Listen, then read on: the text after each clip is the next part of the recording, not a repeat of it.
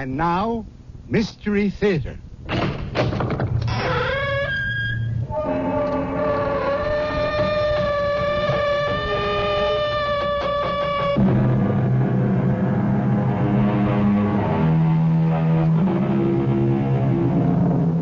Come in. Welcome. I'm E.G. Marshall.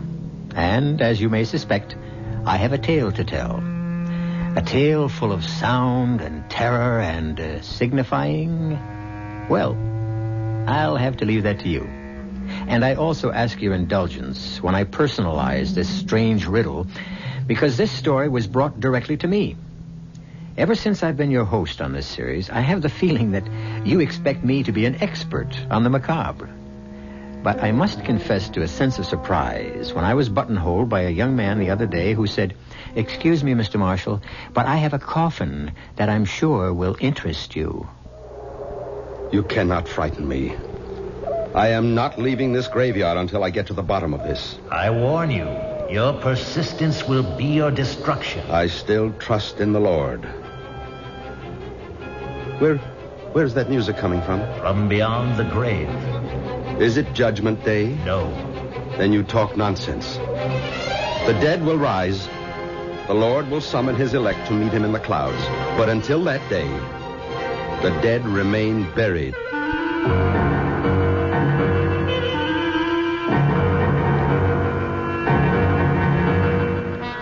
Our mystery drama, A Coffin for the Devil, was especially adapted for the Mystery Theater by Murray Burnett and stars Keir DeLay.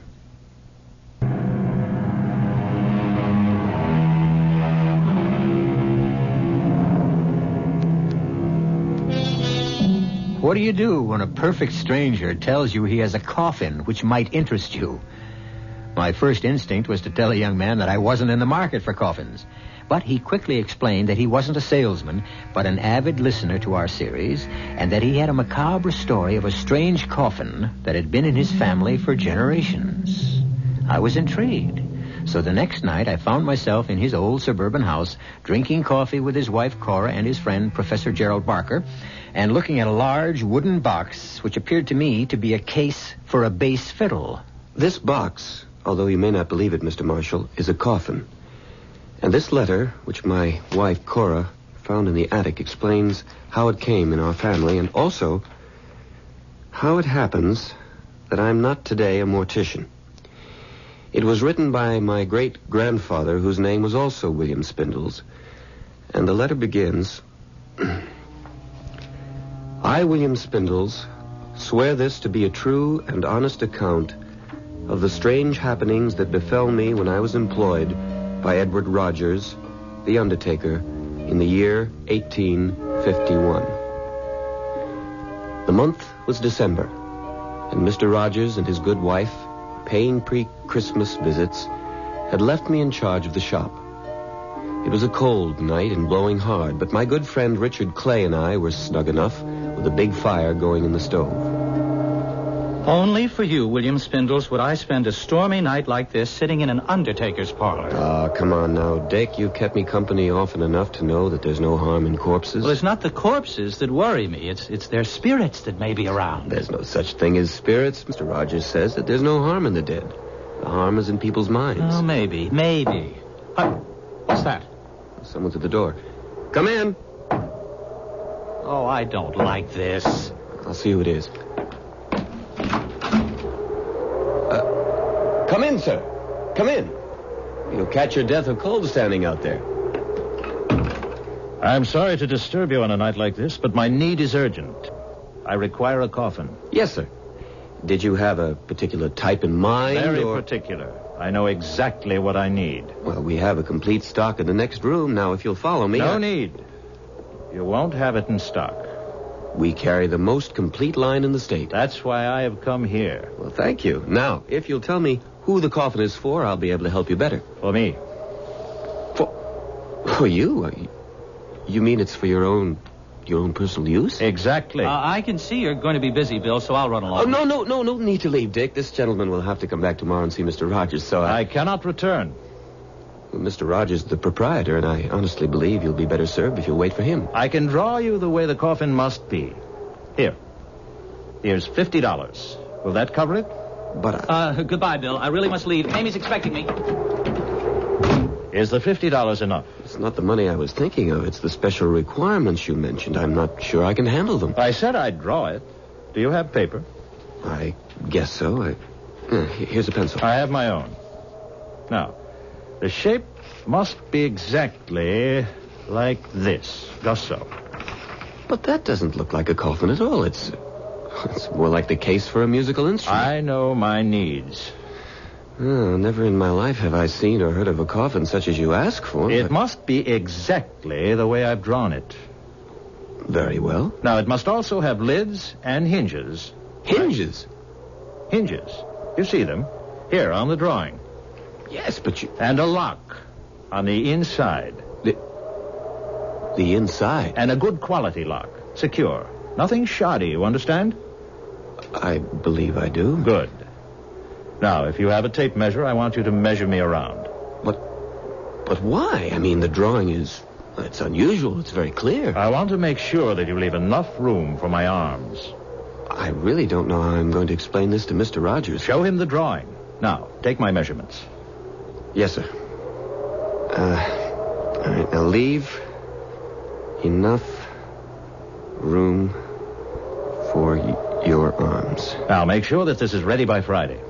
But that's the day after tomorrow. I must have it. I'm sorry to be so particular, but I've been married before. And this time, I want to have it my own way.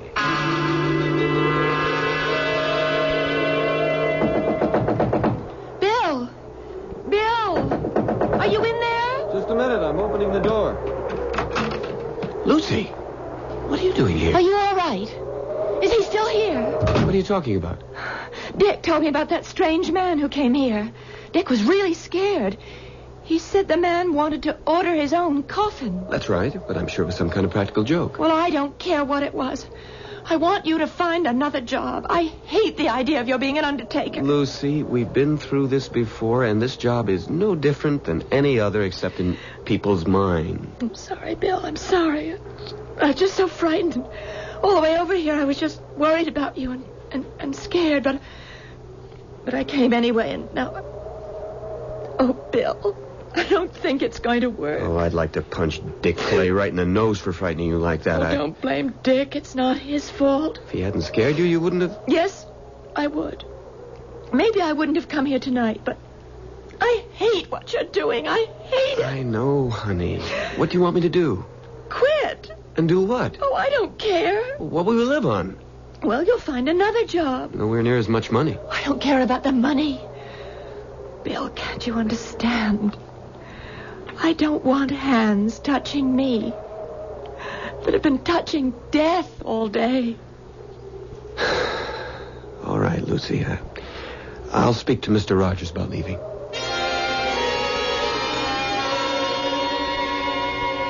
Good morning, Bill. Good morning. Now, what's all this about some excitement you had here last night? Good morning, Mr. Rogers. I guess Dick Clay has been busy gossiping again. Well, I don't know whether it came from Dick or not, but I heard it from the barber. Some ridiculous claptrap about a walking cadaver ordering its own coffin. Well, sir, what happened was unusual. How so? Take a look at this. Hmm? This is a drawing made by the gentleman who ordered this coffin. Remarkable. It looks something like a carrying case for the bass fiddle. Yes, sir, it looks that way to me also. It must be ready tomorrow evening. You're worried about something, aren't you, Bill? Yes, sir. Something to do with this special order. I suppose so, in a way. Mr. Rogers, I'm sorry to tell you that I'm going to have to leave here. What? You mean because of last night? Only partially. It's really because of Lucy. Oh, I suppose she's upset about the idea of marrying a mortician. More than upset. She practically gave me a choice. Either this job or her. I wouldn't worry about that if I were you, Bill. You're not me, and you're not engaged to Lucy. I'm sorry, Bill. It's just that I've been there before. I had the same problem with Mrs. Rogers before we got married. What did you do? Before I answer that, how do you feel about the business? I mean, would you stay on if Lucy would marry you? I think so. Bill, you know I have no son. No one to carry on.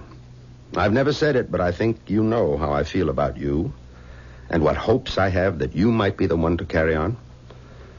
Until today, I thought you felt the same way. I don't think I can change Lucy's mind. Of course you can't. But you just said that... You can't, but Mrs. Rogers can. Now, ask Lucy to talk with her, woman to woman. That's your best bet. My wife knows all the problems, and she has all the answers. I never thought of that. All the same, I wish you'd been here last night. It was... Well, the only word I can use to describe what happened is weird. Because he ordered a coffin for himself? That, plus the way he came in, and then the strange shape he insisted on. But most of all, because he appeared to be driven. Almost as if he were compelled to do what he was doing. What he felt or didn't feel isn't important, Bill. What matters is whether you've changed the way you think about death. I don't follow you. You have to see dying for what it is, Bill. Life's ultimate destination. It's nothing to be afraid of. It's just an inescapable fact. In the course of my life, I've met a lot of people, and I'm good at judging them.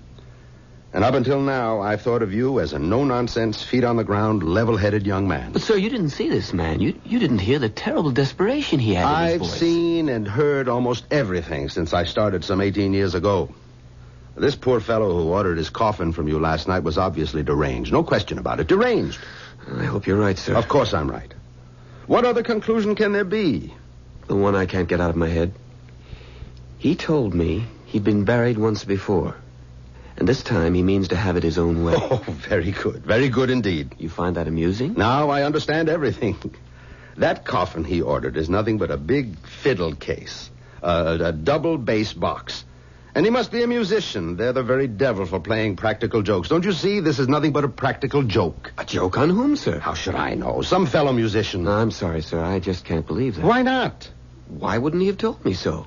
Why would he try to scare the daylights out of me and then pay $50? 50 whole dollars besides. Ah, well. I expect we'll have the answer to that tomorrow evening when he comes to get his coffin. That is, if he comes at all. Oh, he'll be here. I'm sure of that. I just pray that we won't be sorry when he comes.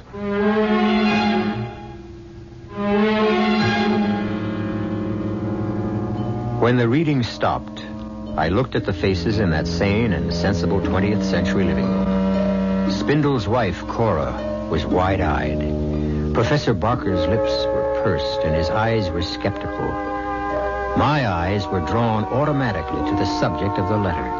The large, strangely shaped coffin that stood in the corner of the living room, and I could understand the fear that had gripped that 19th century William Spindles. I'll be back shortly with Act 2.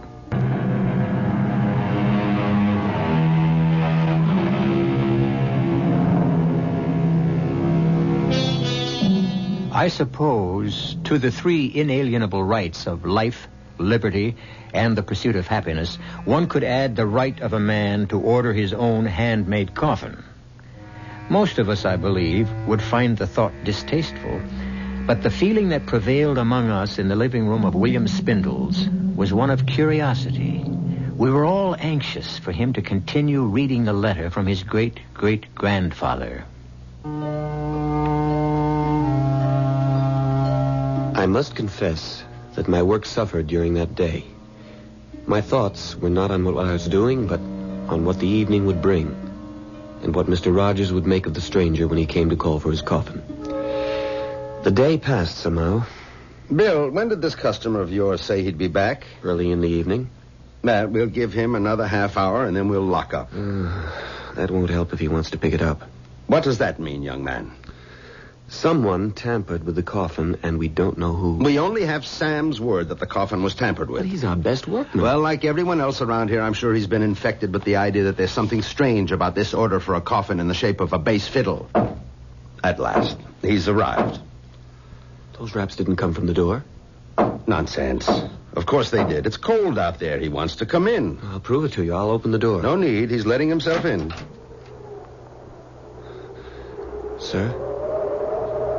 Sir, there's no one at the door. Get hold of yourself, Bill. Must have been a draft that blew the door open.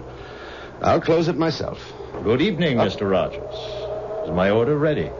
Well, good evening, sir. Come in, come in. The box you ordered is ready. Thank you. My dear sir, you really should wear a greatcoat and a muffler in this bitter weather. You'll catch cold. Where's my coffin? Ah, that's it, in the corner. Mm-hmm. Satisfactory? Very satisfactory. Is there a good, secure lock on the inside? You may open the lid and see for yourself. That way you can also test the hinges. The make of the lock is unknown to me. Is it a good one? We never have had a single complaint about any of our coffins. So I'd heard. Now then, where would you like it sent? I'll take it with me. My dear sir, it's much too heavy for one man to carry. I'll manage. Perhaps you have a horse and cart outside. We can help you get it on. That won't be necessary. May I have your name? My name is of no importance. Sir, I'm a reputable undertaker. I must keep my records in order. Any name you choose will do. Come now, sir. I see through your little joke, and I don't disapprove, but you must... Joke? Mr. Rogers, if there's any joke being played here, it's on me. So, I'll take my coffin and be on my way. But, sir, you can't just walk out of here with a... Thanks to you for your efforts, and I wish you gentlemen good night's sleep. Sir, come back. Let him go. For the love of heaven. Let him go, Mr. Rogers. He lifted that box as if it were as light as a feather. Get your coat. What for? To follow him, Bill. Couldn't you see the man is ill? We're the ones who are going to be ill if we follow him. Stop babbling and get into your coat. All right, I'll go with you. I don't want you following that spirit alone, but I tell you, he's not mortal. He is, and he's sick, mentally ill. Hurry. How far do we follow him? As far as he goes. No, sir, I won't, because I believe his destination is hell. There he goes. Around the corner, down Green Tree Lane. Oh, yeah, I see him. Where can he be heading? There are no houses after a block of Green Tree Lane. But there's the cemetery. Didn't I tell you he was deranged? The cemetery gate's locked. Locks never bothered spirits. Then he's no spirit. Didn't he ask for a lock on the coffin? Oh, let him go, Mr. Rogers, please. Hurry up before we lose him. Mr. Rogers, if we do catch up to him, what in heaven's name do you want of him? Find out who he is, where he lives, and get him safely home. Then I shall call a doctor to attend him. There he goes, heading directly for the cemetery gate. Confound it. What's happened to the moon? A cloud just passed in front of it. No matter. Even if we can't see him, we shall catch up when he finds the gate locked. Oh, here comes the moonlight, and here's the gate. Where did he go? Well, he must have gone in. Gate's locked. Well, I have my key. You don't intend to go in, do you? Of course. Come on. No, sir. There. Isn't that our man? Moving among the trees over there near the Addison Mausoleum? Mr. Rogers, I've had enough of this. I'm going home. And allow that poor soul to do himself some kind of mischief? Sir, that poor soul, as you call him, is a person I want nothing to do with. I don't know whether he's man, ghost, or devil, but whatever he is, and whatever his business is in the cemetery, I want no part of it. Bill, when a man's dead, he's dead. I've never seen a man or woman come to life again. I'm a God-fearing man, and I go by the Bible. Doesn't the good book say dust to dust? The Bible says a lot of things, but I remember no mention of men who could lift a heavy coffin as if it were a pillow and pass through locked gates without leaving a sound, to say nothing of a man ordering his own coffin. Very well, Bill. You can stay or leave. I'm going after him. I beg of you. Close the gate. I beg of you, Mr. Rogers, leave this be and come home with me. Close the gate and make sure it's locked. At this point, Bill Spindles stopped reading and put down the letter. My reaction was shared by his wife, Cora, who almost screamed at him. Don't tell me the letter stops there, and we're not going to find out what happened. The reason I stopped is because the story my great-grandfather was telling up to now was his. But it now changes. At this point, he is writing not what he saw, but what he heard, as he puts it in the letter. Perhaps I was a coward, but I allowed Mr. Rogers to go on into the graveyard alone while I hurried home. So I warn the reader of this letter. This portion of my tale is written here as it was told to me by Mr. Rogers. The moon again had gone behind the clouds when young Spindles went hurrying off. But I thought I saw some light in or around the big Addison tomb. I started that way, and then I heard what seemed to be the voice of the man I was following, but it seemed to come from far off. Too far. You have come too far. On a useless journey, Edward Rogers. Turn back before it's too late. Where are you, sir? Listen to me. Thrice they tried, and thrice they died. Where are you? What are you doing with your coffin? Leave here, Edward Rogers. Your business with the dead is finished. You don't belong here. And what do you do here? I keep an age-old bargain. With whom? You must leave here. This place is dangerous for you. But not for you? Leave before it's too late. The Lord will protect me. Now let me help you. Don't you understand? You're ill. You need help. So be it, Edward Rogers. You want to join in a dance of death. The consequences will be on your head. Here, I show myself to you. Here I am. See if you can catch me. It was then that I started after him. I could see him almost clearly. He seemed to be heading for the Addison tomb. He was carrying the coffin, and I was certain I could overtake him. But he kept dodging behind headstones. I turned and twisted after him. And then my foot caught. I lost my balance and fell, hitting my head against the tombstone. Dick, wake up, man. Well, Bill, what do you want? Get dressed. You've got to come to the cemetery with me. What? The cemetery? Are you out of your mind? Mr. Rogers went in there after the man who ordered the coffin. He isn't home yet, and Mrs. Rogers is worried. Then take her. Come on, Dick. I'll be with you. I wouldn't care if the whole town was with us. What time is it? 4:00. It will soon be light. Please, Dick, you must. All right. I'll get dressed and I'll go with you, but we'll wait for the dawn. But Mr. Rogers may be in trouble. Bill, whatever has happened has happened. I'll go with you, but not until it's light.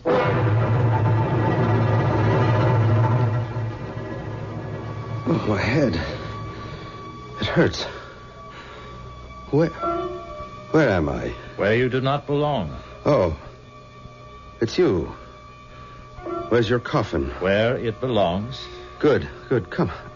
I'll take you home. You need more help than I do. I'll be all right. I was fortunate. It was just a glancing blow. I'll take you to the gate. See that you get there safely. You've changed. Why are you now worried about me? I admire your courage. You were concerned about me. Now I return the favor. No. You tried to frighten me before. For your own good. You're still in danger. From whom? From the damned. Sir, I don't know who you are or where you're from, but I'll swear you're of this world. There are no such things as ghosts. I know that's what you believe. I wish with all my heart that you were right. What's that music? Do you hear it? I do. What is it? It doesn't belong here in a graveyard. You're wrong. It's the only place it can be heard, and not by everyone. Come, the gate is this way. No, I am not leaving until I get to the bottom of this. I warn you, your persistence will be your destruction. I still put my trust in the Lord. Where's that music coming from? From beyond the grave. Is it Judgment Day? No. Then you talk nonsense. The dead will rise. The Lord will summon his elect to meet him in the clouds. But until that day, the dead remain buried. And quiet? And quiet. Oh, foolish man. I will not be able to protect you much longer. Go home now, while you can. I will, if you'll first allow me to take you to your home. Can't you understand? My home is here. Tommy rot. I must go. I have work to do. You've been warned. My conscience is clear. As I turned my head to see where he went, I felt dizzy. The blow had evidently been more serious than I thought. When my head cleared, I could still hear the music, and I thought I saw a light. I walked toward the light. It seemed to come from the Addison tomb. As I approached, I could see that the door to the mausoleum was open. I was convinced that inside was the source of the music. It grew louder with every step I took. And then I found myself at the door to the tomb. And there, just inside, I saw the large coffin the stranger had ordered. The lid was wide open. But The moment I took one step inside, the lid slammed shut, and the music stopped. I thought the coffin had been empty, but I couldn't be sure. I walked over to it and bent down and listened. I heard the key turn in the lock, and I called out, "You mustn't lock yourself in. You mustn't. Please open the coffin." He wouldn't listen, so I determined to get the coffin open. When suddenly there was a flash of light and a loud explosion.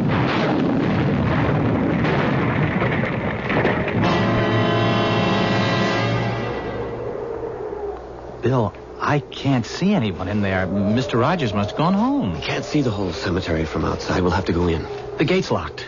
I have a key. Oh, look, do we really have to go on? It's practically daylight. There's nothing to be afraid of. Oh, I hear you, but I'm still shivering. That's the cold. Come on. Hey, you seem to know where you're going. Oh, I shouldn't have left him. If any harm has befallen him, I'll never forgive myself. Well, he shouldn't have been here at all. The last I saw of Mr. Rogers, he was heading for the Addison tomb. I have a feeling that if we find him at all, that's where he'll be. There's the tomb now. Oh, the door's open. Should it be?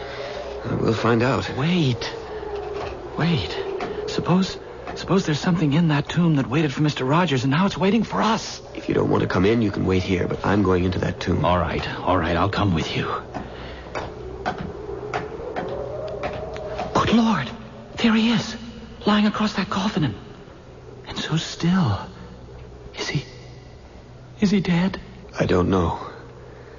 But there's only one way to find out. I can offer no explanation, but I can tell you that the words of a letter written more than 100 years ago had cast a spell over all of us. A spell that had transported us back to a small 19th century graveyard. I'll be back in a moment with the strange end to this strange tale.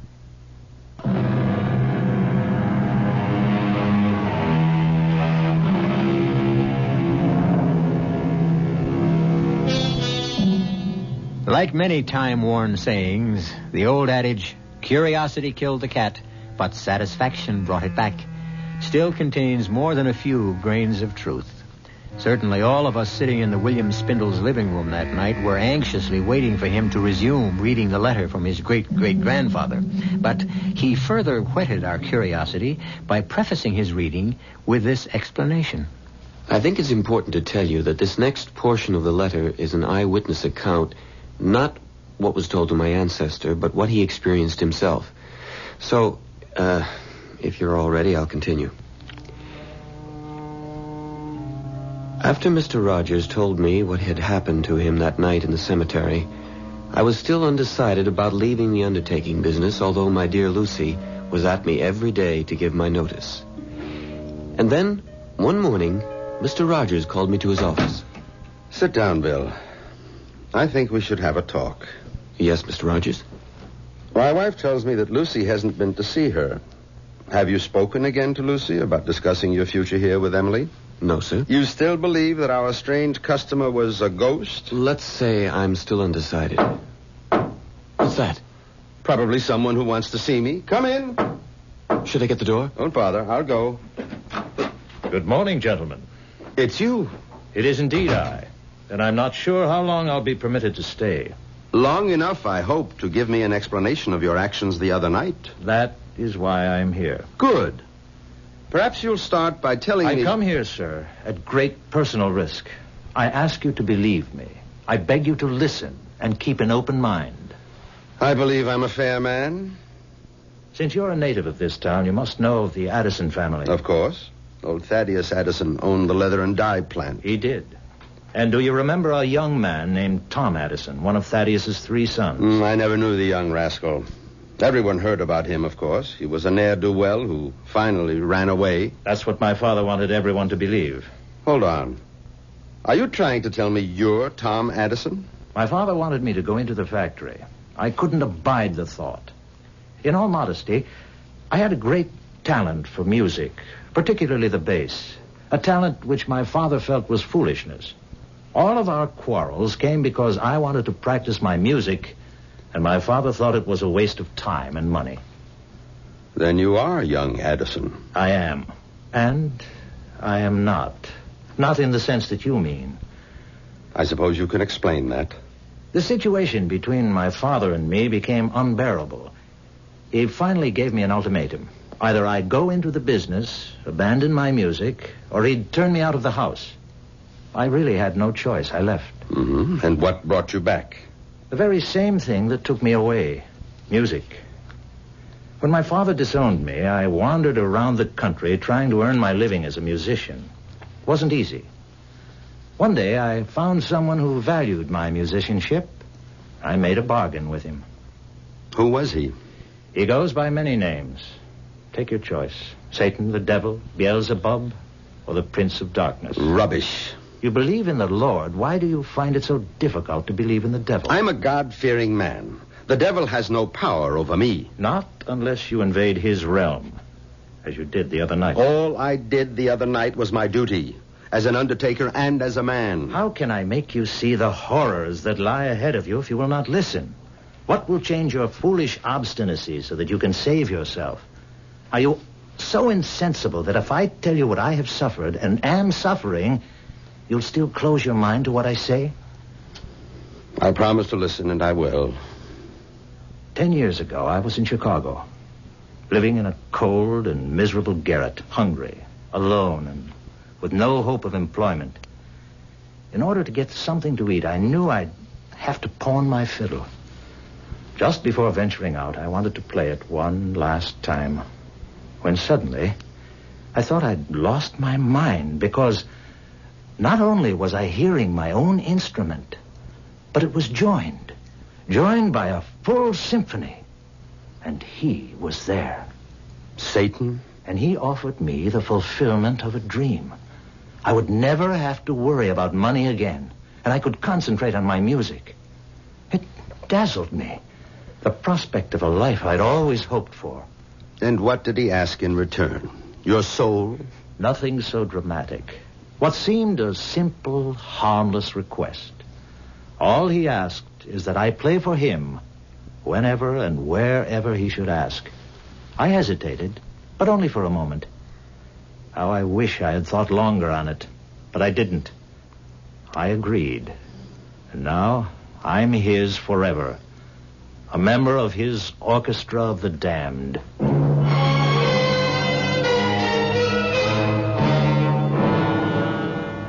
And the letter closes as follows.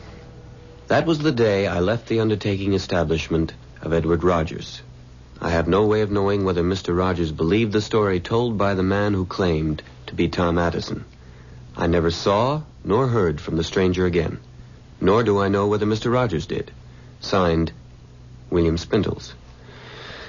Now, what do you make of that? I'll take the ladies first. Cora, as my wife, what do you think? There's one thing I know, darling. I'm glad you're not an undertaker, because if you were, I wouldn't be your wife. Ah, you feel the same way as my ancestors, girl. Lucy. Emphatically.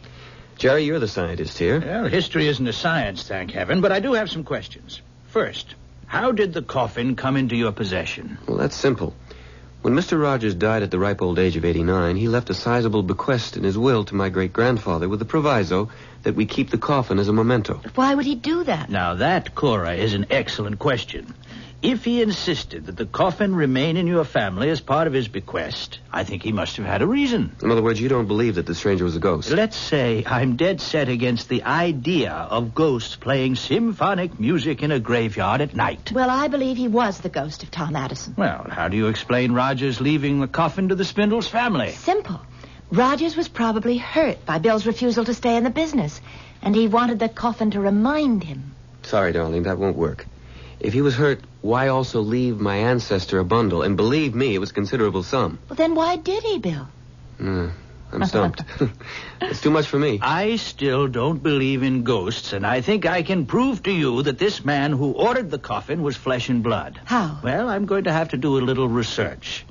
When did you say all these things happened? The date, I mean. December 1851. Why? Well, give me 2 days, and I'll let you know.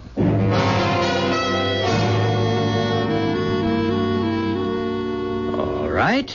I have solved the mystery of our peculiarly shaped coffin. Good. How? I kept asking myself, why did this man go to all the trouble of ordering a coffin, which, to say the least, was strange, and also behave as if he wanted everyone to believe he was a ghost? But have you forgotten Mr. Rogers' belief that he was crazy? I mean, wouldn't that account for all his behavior? Yes, that would, but I preferred to think of this fellow as a con man. You see? A really great con man who successfully conned your grandfather but had more difficulty with the undertaker. Why? Precisely. Why? Now, that's where this newspaper article comes in.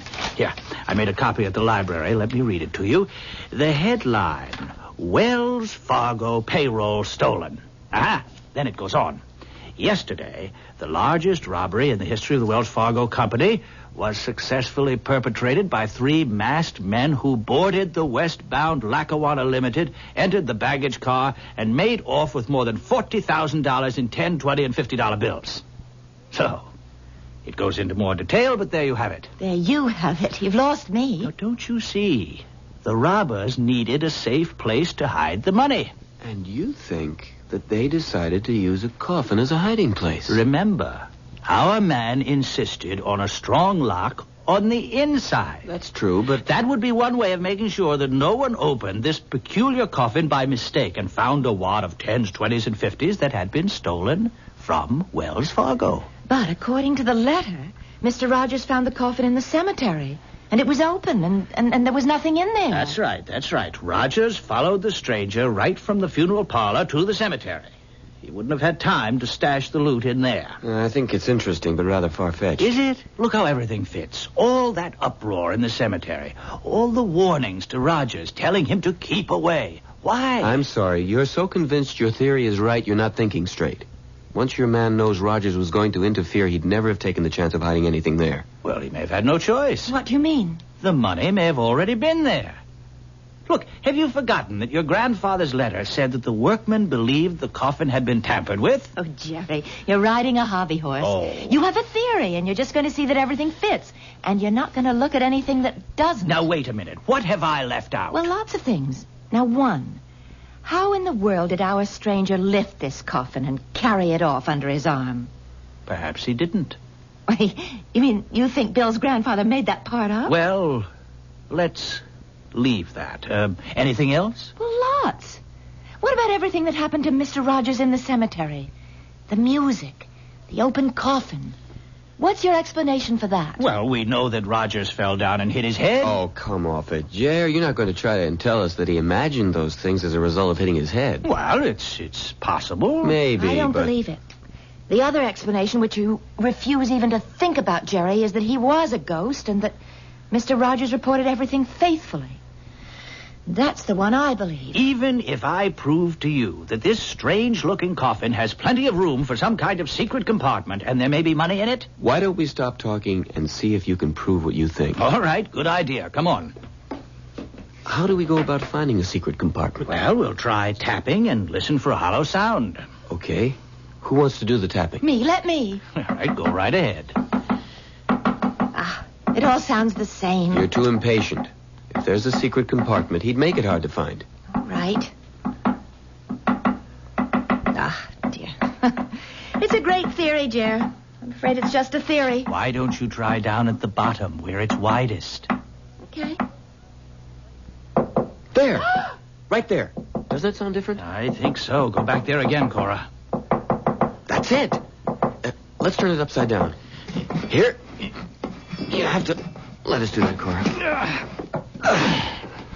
That's got it now. Now what? Well, I think we should have opened the lid first. Okay, let's open it.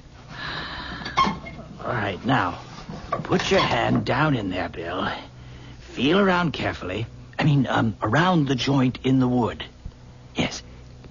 Do you feel anything? Nothing. I can't. You got it. Jerry was right. It's a secret compartment. Well, is there anything in there? This. Money. A $20 bill. Well, there must be more. No, just the one bill. But wait. Here's a note. Well, what does it say? Wait a second. It's hard to read.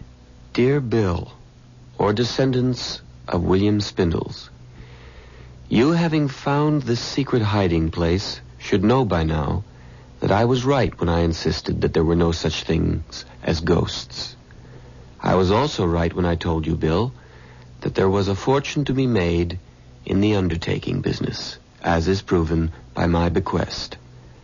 God bless you and your family. Signed, Edward Rogers.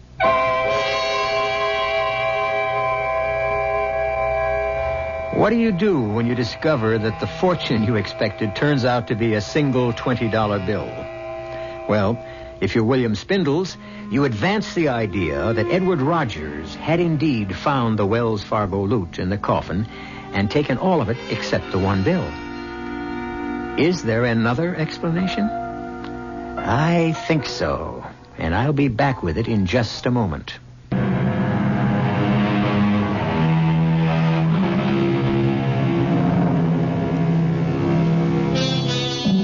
For what it is worth, I present you with this thought. There never was any Wells Fargo money in the coffin to begin with. Edward Rogers had obviously been a man of strong beliefs, and he took this way of proving to Bill Spindles or his children that there are no such things as ghosts, and that there was money to be made in the undertaking business. Did the Spindles accept my explanation? I really don't know. How about you? Our cast included Keir DeLay, Marion Seldes, William Redfield, Peter Collins, and Nat Polan. The entire production was under the direction of Hyman Brown. WCCO Radio, Las Vegas for 3 days and 3 nights.